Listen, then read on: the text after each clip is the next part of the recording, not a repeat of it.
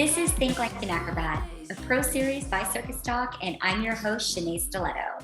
Think Like an Acrobat is a show geared towards the unknowns of the industry that could remain elusive if not for our investigative work on your behalf. We want you to have access to the ever-evolving nature of the circus industry so that no one is left behind. My guest on this episode of Think Like an Acrobat is Master Circus Publicist Julie Desmarais. And today she's going to teach us how to promote for ourselves through the art of the circus publicist. Hi, Julie. Thank you so much for coming on to Think Like an Acrobat to help us learn how to promote for ourselves through the art of the circus publicist. How are you today? I'm very good. And yourself? I'm doing wonderful, Julie. Thank you so much for asking. Thank you for having me this afternoon. I'm happy to share some tips about PR. I've been working in the business for over 10 years now at Cirque du Soleil as a senior publicist. So I've been working for different arena tours and my first picked up tour on CUSA. And I'm happy to share my experience with everyone and see how I can help and promote your shows or your events. Thank you so much, Julie. Yes, you are currently the senior publicist for CUSA, and during your extensive career, you have conducted public relations for shows such as Dre Leon, Veracai, Axel, and Crystal. And so it is my pleasure to begin our series with our exploration into the world that is so crucial to a circus production survival, because you can have the greatest show out there, but if no one knows about it, has heard about it, or knows where to see it, it kind of doesn't exist. Oh, definitely. And I think it takes a lot of passion and commitment to be successful in PR. There's lots of, it's a lot about people's skills, being able to listen, being able to create relationships, create a bond with the artists you're working with, but also creating that bond with the partners and people that are involved in promoting your shows. So it's a really intricate role. I like to say that we knit a lot of relationships because that's mainly what we do, but always with a goal in mind, depending on what you're promoting. It's either helping leveraging ticket sales or promoting your event that's coming in the city.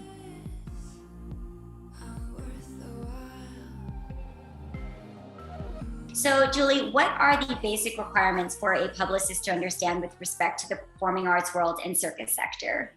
There are many basics. I think one of the first one is really to understand the needs and the requirements that the artists need before he start performing in an environment that's not normally what he performs into. I think it's interesting. It's also very important to know what is the environment and what are the specs in which the act is going to be performed. Is it indoors? Is it outdoors? What's the surface? Is the weather an element that we need to take into consideration? Of all the specs, do we have all the specs needed to determine if we can actually perform this act in that space? What do we need to bring? The time of day that performance will be taking place. If it's very early in the morning, you might not do the same as if it's later in the day, considering that often artists will perform late at night. Is there a possibility of rehearsing in the space before the event? What's the technical requirements that we have on space available to us? Are there medics on site in case something happens, depending on the acts we're bringing, the number of people? And what is the benefit of doing this event? What is the contribution it will have to the show? How will I raise the awareness? Do I have more than just a 3-minute performance on the television? Can I leverage this with social media? Did we work on an advertising campaign for this event to happen, just to increase the visibility? So I think these are basic elements that we can ask ourselves before we actually decide to go ahead with a performance. Wow, brilliant. I myself have gone and done certain events where it has gone from sun to rain to snow in a matter of minutes. Yeah, and sometimes, you're promised something and the reality is you arrive on site and it's not exactly the conditions or the floorings, for instance, you were promised to have. So how do you kind of still do something, but also it's important to protect the health and safety of the artist in everything we do.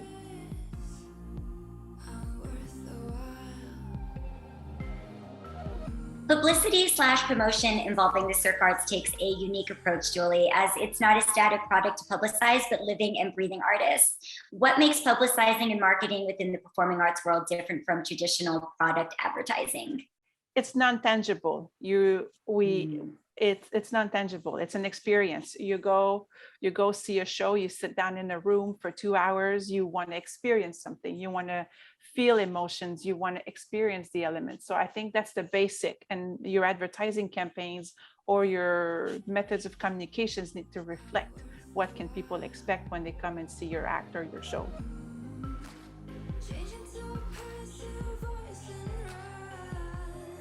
What does a typical promotional campaign look like for a circus or performing arts company? And what elements does this campaign include? I know that's a big question. A lot. A lot. I mean, the first element is to develop, on the PR standpoint, the first one is really to establish the strategy in the market. When was the last show or last performance in the city or in this market? What PR strategy can we work? And then depending on how long is your stay, your strategy will depend. So you'll have probably an on-sale announcement addressed with a press release that you'll send in the media, in the local media, to raise awareness. And then what is their strategy to launch your show in the city? Is it, do you want to do a press conference? Do you want to do an advanced media day where you announce the same day and you're on site when it happens? So do you want to conduct interviews that are under embargo? Most of the times we'll send out a press release to announce the on sale. And then about 4 to 6 weeks in, we'll start looking at maybe doing an advanced media day, inviting media to come preview the show, and then doing all sorts of activations depending on the market on the city where we're going. Different strategy that will apply specifically to this market, because you might do a TV performance in one of the cities you're in, but that particular city performance might not work in another market you'll be going into. So it's always very important to take each cities or each area where you're performing into and really adapting your strategy to the market you're going. Find what's appealing for the clientele you're trying to reach. A lot of adaptability there. A lot, yeah, definitely. And it's like ever changing. The media world is changing as well. So there's influencers, there's the press, television, there's postering outdoors. So everything changes, everything evolves, and we have to evolve with what's the current situation in every city.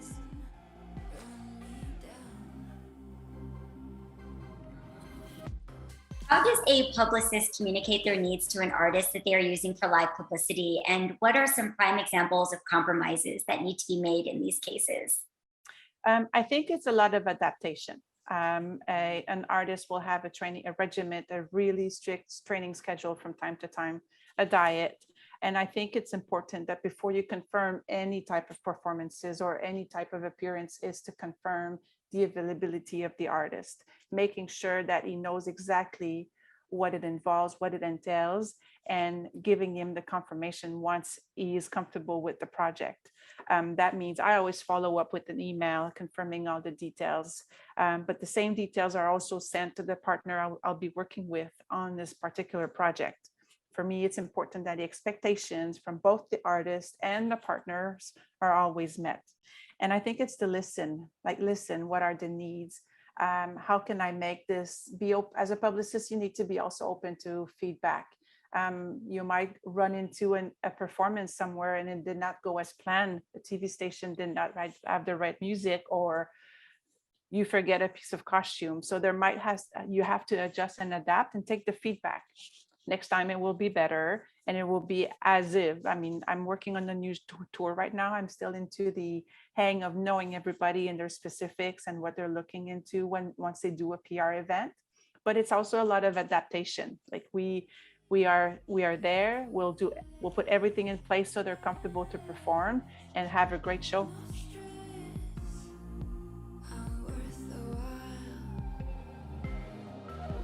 Is there a very strict do's and don'ts list associated with utilizing artists for live promotional events and opportunities? And how might these events and details appear in an artist's contract? And what tips do you suggest an artist have in their contract, if any?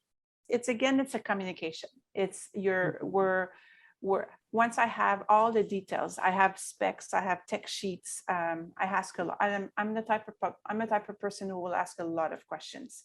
So I get, let's say, an outdoor performance opportunity. Then what's the condition? Where is it at? Is there a plan B if in case of any rains? I try to reassemble all the information so I can actually pass it on to the artist.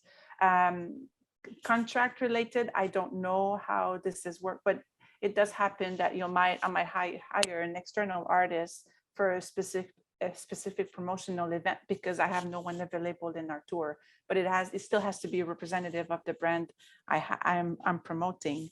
So it always really depends, but the needs are always really well established, so there's no surprises. Once I confirm a TV or an event somewhere, I take responsibility from A to Z to make sure that the only focus the artist has is performance. What should a publicist not ask an artist to do for an event? If the artist says he's not comfortable to performing in, because you might run into a surprise where you go perform somewhere and the floor is not exactly what we've been told, or, oh, do you think you could do a pirouette or a couple of floor exercises on the concrete floor? It's not really appealing. It doesn't bring anything to the act. I was asked once if we could perform in a space that was totally different from what I was told, where it was a garage. I couldn't commit to a garage, and especially sometimes some TVs, some places will send you contracts to sign and for liability. So it's really important to ask all of these questions prior and not sign anything unless you have this double checked. I would say these are the elements, but also definitely you want to represent the brand. You want to represent the brand to the higher level possible. So for the artist, if it's not comfortable, we have to find a way to make it comfortable, and the safety is always the main priority in everything we do. So it is not a question. So I'd say be honest. Also, I mean, you do a promotional event, you might not feel good one night. It's like a show. You might not feel good one night. So you have to be open in talking about it and see what can be other options if there are.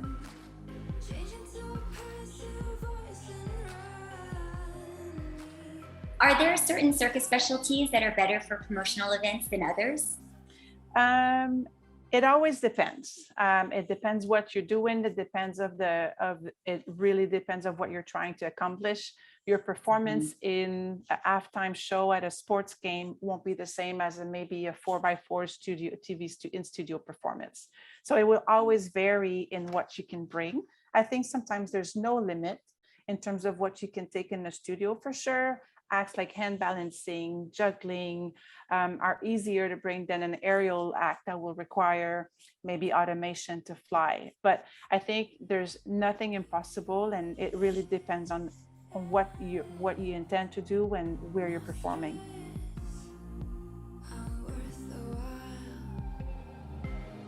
Which type of advertising works the best for promoting the live entertainment sectors? Are there channels of promotion that are more advantageous than others? And does exposure equal profits? I hear this a lot and have had experiences with this also too a lot. Not necessarily. I think a 360 campaign, like how you can leverage every activations you do. If you do a photo shoot into a city, can you get a partner on board to increase this visibility you're trying to have? Can you send out a press release to make sure your photos are picked up in the press? So it's always to try to look beyond of how can I leverage this opportunity? How can I increase my visibility? I'm doing this advertising campaign on this channel. Can I have extras? Can I book a higher value? So these are always the things you negotiate at first, but try to see how you can increase this visibility and how you can also expand into something that will bring you a lot more awareness in the market where you're going into. So could be like, I do a photo shoot in Montreal and I have one, maybe my angle is I have 1 month left in the city. I have a press release that goes with it, but I have my social media networks. We have the brand social media networks, and then different partners that we might work with to increase that visibility. Have you also too seen, Julie, where you've done so much exposure, but that it didn't really bring back the benefits or the profits that you bet on? It does happen. I mean, there's always factors you don't control, right? I mean, the economy we're in, maybe there's a storm happening. So I think that really, as a publicist, the most important is to feel that you've accomplished everything you could do to raise the awareness. At the end, if people are not buying tickets, then it's to try to find what happened and explain why people didn't buy the tickets for your show. But the idea is really to look at every single thing. And sometimes saying that we're out of the box might be a little cliche, but it isn't. What is it that I haven't done I could do different this time? What is it that's not been done before, but it's a little out of my comfort zone, but maybe it's going to bring a benefit and it will surprise people. So I think it's always to be open. I think you need to be open and hoping for results, but there's certain factors that are out of your control. We worked on different slogan and campaigns and taglines, and I think the idea is to really bring the team together in these moments and see how we can pull it off and make it work so we have people in our seats and enjoying our shows.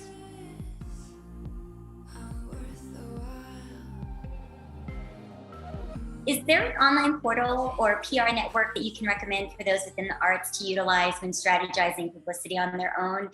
How can companies find a PR firm that aligns with their unique needs? Unfortunately, there's none, and it's sad because there's many local publicists out there that are awesome and work super well with arts. They're really known. I think it's to align yourself with the partner you're going to work with. If you're working with a theater company and they're used to working with a PR publicist firm, I think it's worth examining what are the options, what they've done before, have they worked with other circus companies or theatrical company? Do they have an understanding of live entertainment? Because that's the key. You don't promote live entertainment the same way you'd promote. And then sometimes there's two shows, some shows don't compare. You can't promote a certain type of shows with the same way you'd promote another type of circus show, for instance. So it really depends on many factors, but I think it's a good line to create a portal. I think it could be very interesting, but I mean, your local partners are always a good assets and have really good input on finding the right people to work with you. The tourism office, the Chamber of Commerce are always also good use to find people if you didn't work with anyone before. Oh, that's very helpful. That's very interesting.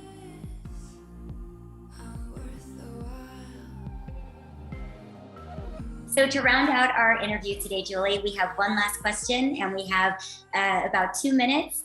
For this one is something that I get asked all the time as well. How can a performing arts or circus company harness social media for its marketing? Well, be out there, create content, and focus on the people. Live entertainment is people. And I think by creating good content, but sharing your experiences on Instagram, Facebook, and all the other platforms there are out there, it's important to create content. It's also important to engage with the fans, because that's how you actually raise their but it's in your campaign. You should actually count on also building your campaign around social media, because they can reach some people that you may not think you are interested into your productions. How much of that have you seen change over the years, Julie, with having to do so much more on social media than previously? I changed quite a bit. When I started at Cirque du Soleil, We were at the time creating, I think 2 posts a week. And now we have to be more active. And that was just on Facebook. And now we are content creators. So we create a lot of content that's sometimes not always related to what we do, but gives backstage information, backstage content, show content, and also content about the people we work with, which I think are crucial to accomplish the shows that we have, either it's on stage or off stage. There are a lot of influencers also out there that can help leverage and push your communications to their followers, which also helps. And I think it's not something you should ignore. It's something you have to engage with and welcome these partnerships with these types of voices in the cities you're going to. Thank you, Julie, for teaching us how to think like an acrobat, because to think like an acrobat means using strategic positioning of talent and resources effectively to solidify the connectivity to the audience's feedback of which you seek. This is the AAA segment, or Ask an Acrobat portion of the show, where I answer questions that didn't make it into the final cut of the interview, or where I share my own reflections on the episode topic.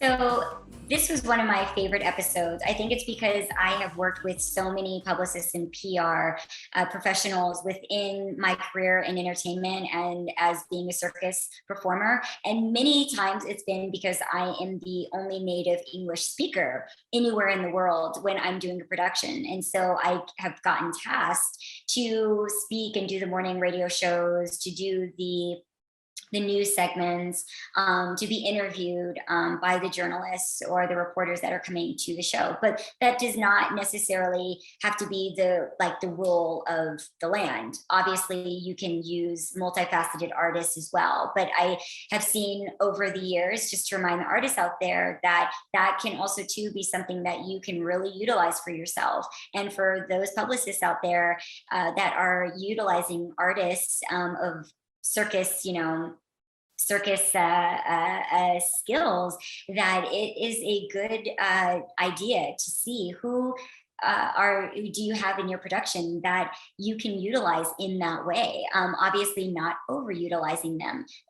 One of the questions that I spoke to Julie about and asked her was about, what do you put in your contracts, for example? And, that can be something that you put in your contract as an artist, where you are not being overly used to promote a show. I have happily done that many, many years and for many, many productions, because like I said, sometimes it comes down to just being me. But obviously in other ways, especially if you're a ground act, with Julie was also speaking about, you can end up being the people that get used more often than not, more often than, the acts that are really, really big and can't fit into small spaces, which is great because, some shows offer you extra money to be able to do that, which I think is very advantageous. Some specify a certain amount of quote unquote free performances that you'll have to do and PR calls, but you should always make sure that in your contract, you know exactly what is going to be asked of you when you are going to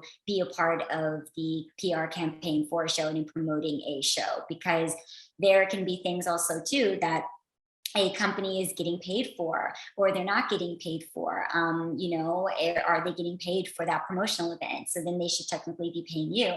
Are they doing it for free, where it's like a trade, which happens a lot with big companies and even small companies, where nobody's really making any money from it, but everybody's utilizing the exposure back and forth and sharing that, sharing the talent, sharing the visibility, and sharing in the fun.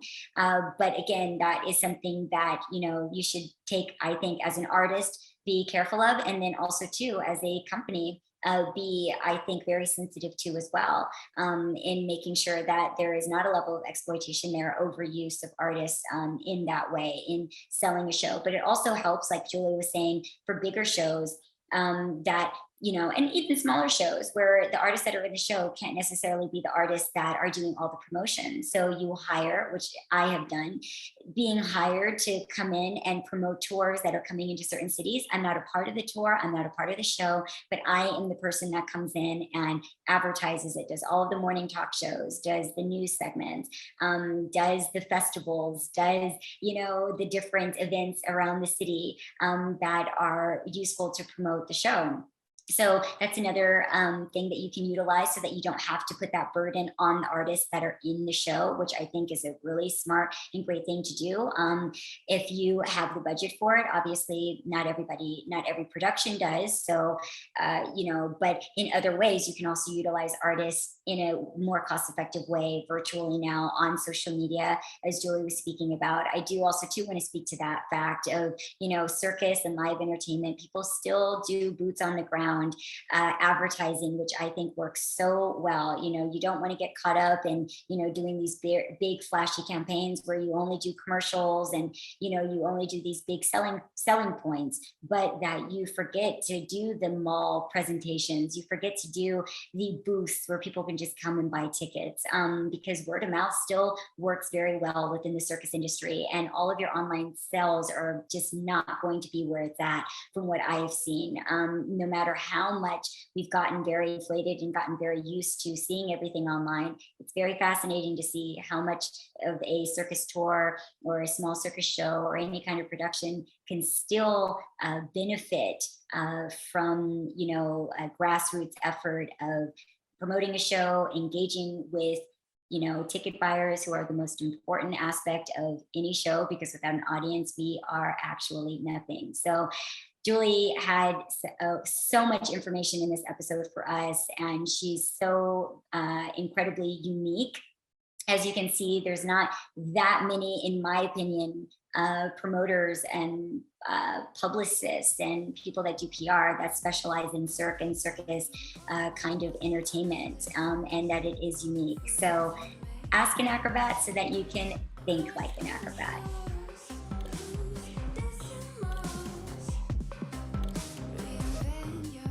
Here are the top 5 takeaways from Let's Promote for Ourselves, The Art of the Circus Publicist with Julie Desmarais. Number 1, before you confirm any appearances, confirm the availability of the artist and listen to the artist's specific needs so that you can protect their health and safety. Number 2, be prepared for potential dramatic changes the day of the event. Number 3, adapt your PR strategy to the market you are going into. Number 4, don't sign any contracts for the promotional event before you have all crucial details approved. And number 5, the idea is to be exhaustive in your promotional approaches, focus on the people, and think outside the box. Thank you for joining us on this episode of Think Like an Acrobat, where we learned how to promote for ourselves through the art of the circus publicist with Julie Desmarais. Please make sure to send in your video or audio questions about future episodes to news@CircusTalk.com. Stay tuned for the next episode of Think Like an Acrobat with your host, Shenea Stiletto.